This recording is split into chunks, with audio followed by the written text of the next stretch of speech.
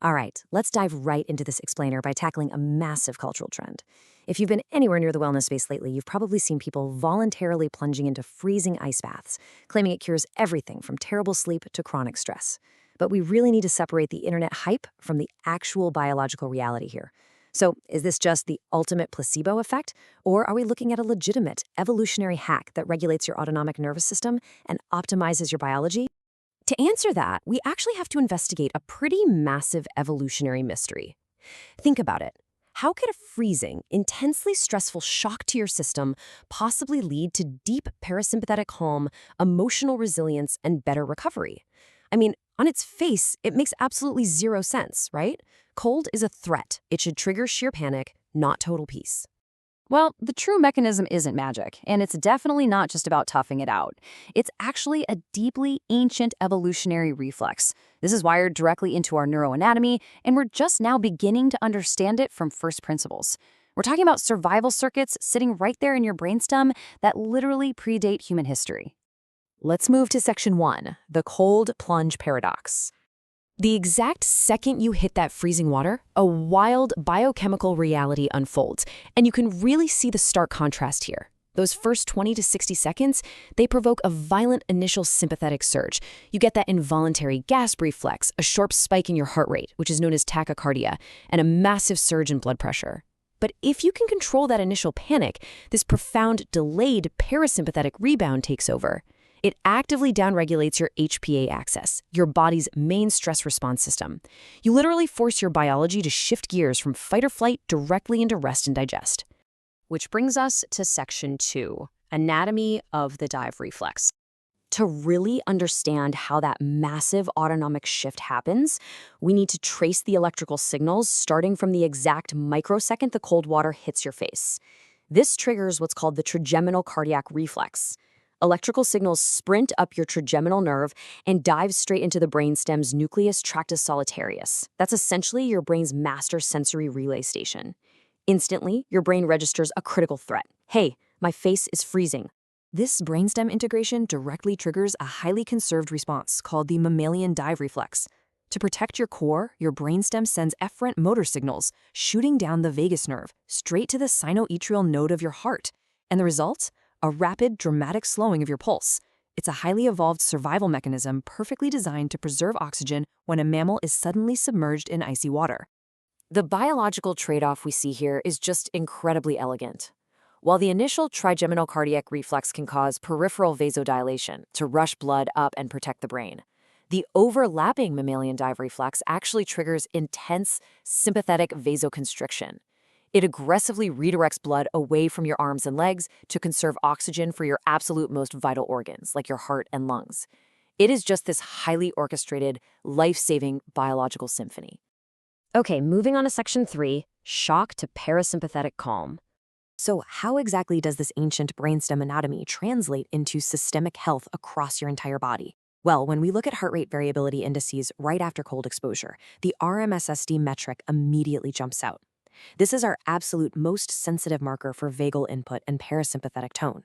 A higher RMSSD means your heart isn't just beating rigidly like a metronome. It's dynamically adapting to its environment. It proves that intentional cold exposure creates a highly resilient autonomic nervous system.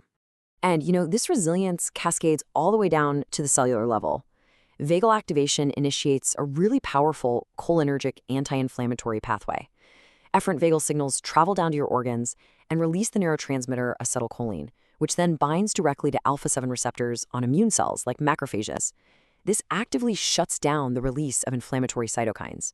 So you are literally icing your systemic inflammation at the molecular level, which translates directly to faster physical recovery and a lot less joint pain. Let's look at section 4, the vagal tank theory. This brings us to a foundational framework in neurophysiology for understanding both emotional and physical resilience.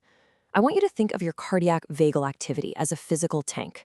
A fuller tank at rest, which means you have a high baseline vagal tone, allows for a really healthy, adaptive withdrawal of that energy when you face a stressor.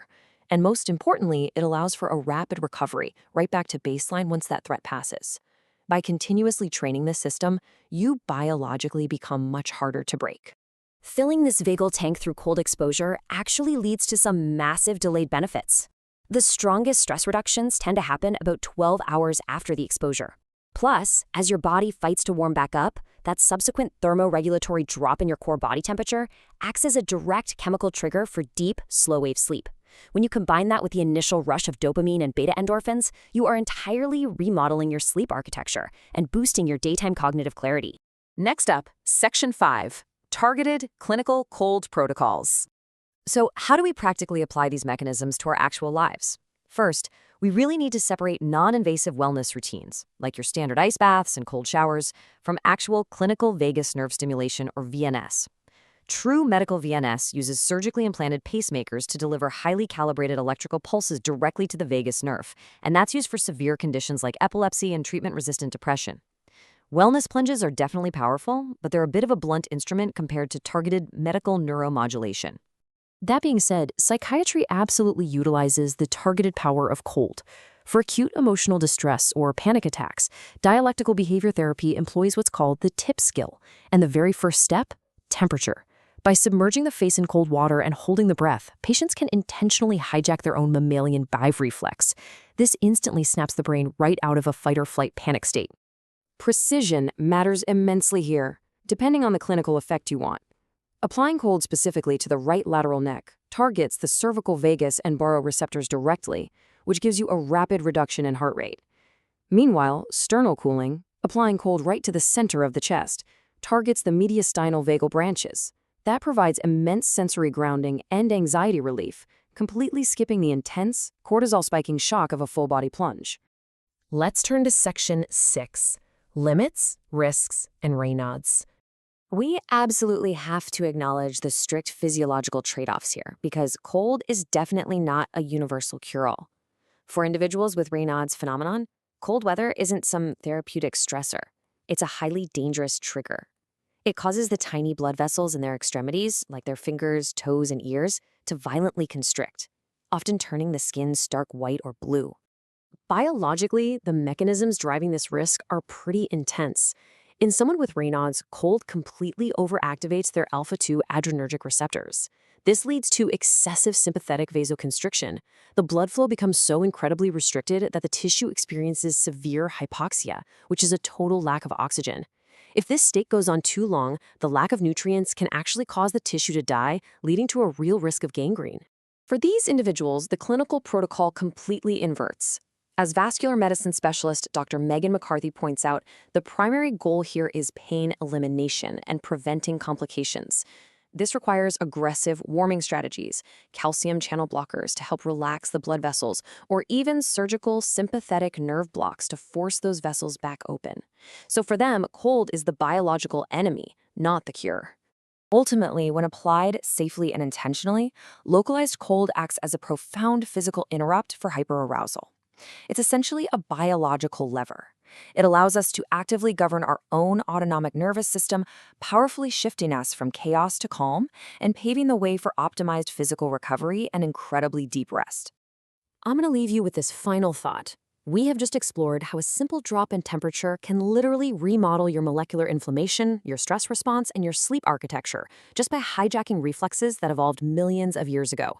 So ask yourself, if we can hack our own brainstem with a splash of cold water, what other hidden biological levers are inside you just waiting to be pulled?